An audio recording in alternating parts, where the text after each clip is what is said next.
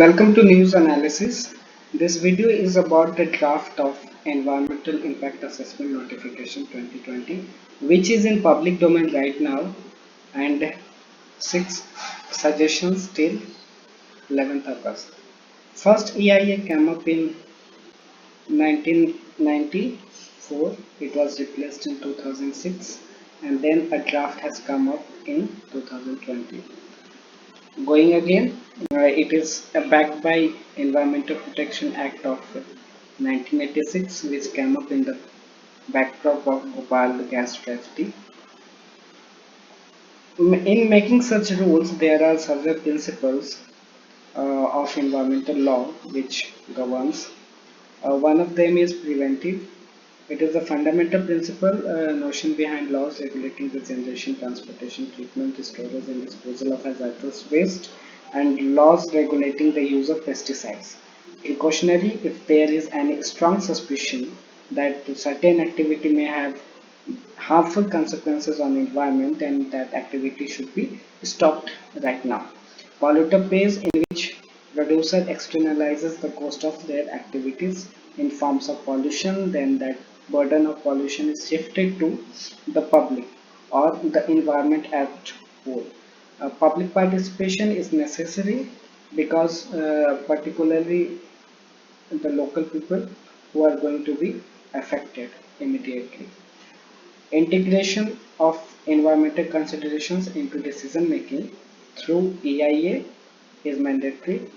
Sustainable development, that preserving the quality of the environment for future generations with economic growth. Proximity talks about the waste management part in the neighborhood. So why these laws are important, why these principles are important? In this video, preventive is one of the principle, precautionary is one of the principle. In fact, polluter pays is also one of the principle. Public participation, these all are very important in understanding the right now any kind of defect in this EIA 2020. It is very useful in understanding the draft. We would be consulting only or limited only to some of the definitions which are related in this video. This definition is one of the quality of 2020, and in fact that is a positive one because it was missing in 2006. So appraisal committee is a committee at central, state or district level which should scrutinize all kind of applications. Final EIA or outcome of the public consultation or prior environmental clearances. Border area within 10 kilometers is defined. It is going to impact the northeast because it will be going to impact most of the northeast. How will be going to see it? Corporate social responsibility talked about environmental safeguard in the immediate surroundings of the project. General condition, one of the definition uh, which says that within 10 kilometer or 5 kilometer, the boundary of protected area, critically polluted area, eco-sensitive area or interstate or UTs, or within the boundary of severely polluted area or eco-sensitive zones, they falls within this general condition. Another definition is notified industrial estate, which are the parks or complexes like EPZ or special economic zone or coastal economic zone, SIR, NIMZ, PCPIR, etc.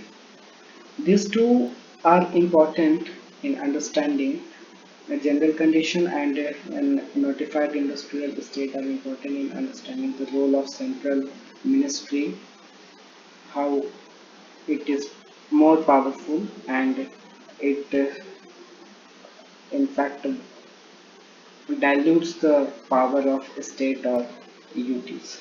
How we'll be watching it. Then definition about violation. It means cases where projects have either started the construction work or installation or excavation, whichever is earlier, on site or expanded the production beyond the specified limit. Then this is category. In earlier 2006 report notification, there were two categories. There was A and there was B. But there were some of the things missing in 2006, some of the things based on special extent mainly, which is right now being renamed as B2. We would go to renamed, introduced as B2. Uh, B would be renamed as B1 and A would remain A. Baseline data shall be collected for 1 year. Now this is apprehensive because any kind of development or any kind of changes in environment is a very slow one, and 1 year data could not give is not enough to give any evidence about any kind of impact or any kind of assessment. So it needs to be revised, it needs to be increased. Public exemption 50%. If there is any kind of increase or expansion more than 50% than the existing one, there then public consultation would be taken. It simply means that if there is less than 50% of the expansion, 1% to 49%, then there is no need for public consultation. So it it is a doubtful thing that how this is going to be affecting the environment and the surroundings. So this needs to be seen. Public consultation is exempted from the following: modernization of irrigation project, any kind of all kind of projects falling under these items located within notified industrial estates.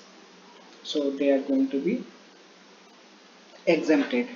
All projects falling under item 42-43 of the schedule, all category B2 projects and activities. Now, B2 projects are in fact, at a lower area, but again, it needs to be seen. All projects concerning national defense and security, which is a good thing, involving other strategic considerations. This is again doubtful. What do you mean by strategic? The definition about this, and that to be determined by the central government, not with the state government. So all linear projects under item 31 and 38 in border areas. Border areas we have seen that is would be within 100 kilometer. So if we look at this border area into the northwest, and linear projects means any pipeline activity or road construction or highway construction, then this very ecologically sensitive zone is going to be impacted, and it is one of the most resourced area of India.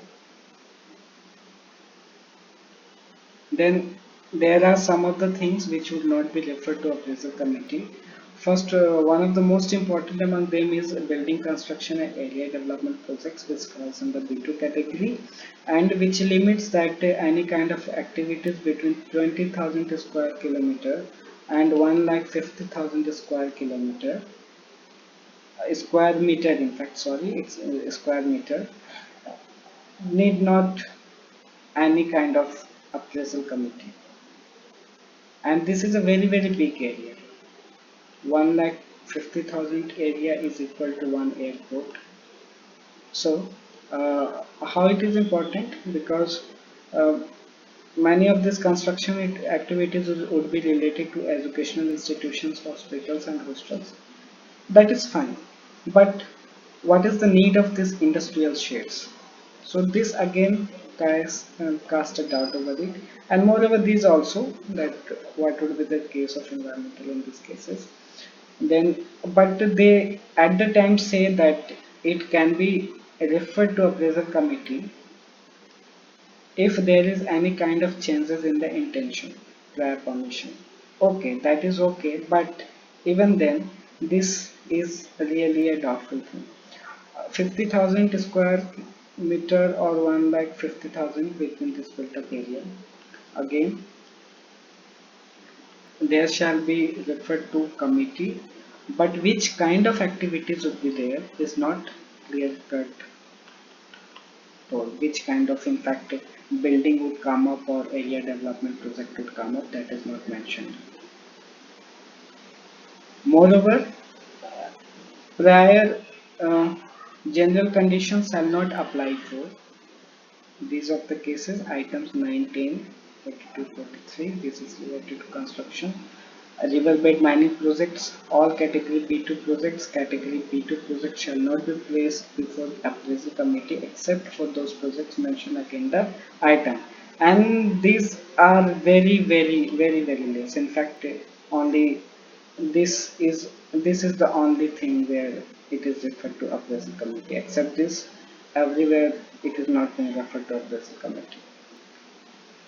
Then further, we have seen what does mean by general conditions. Again, dealing with violation of cases, one of the most controversial thing in this 2020 draft, that the project proponent would make a suo motu, or government authority would report, or appraisal committee will find, or any kind of regulatory authority would find it if there is any kind of violation.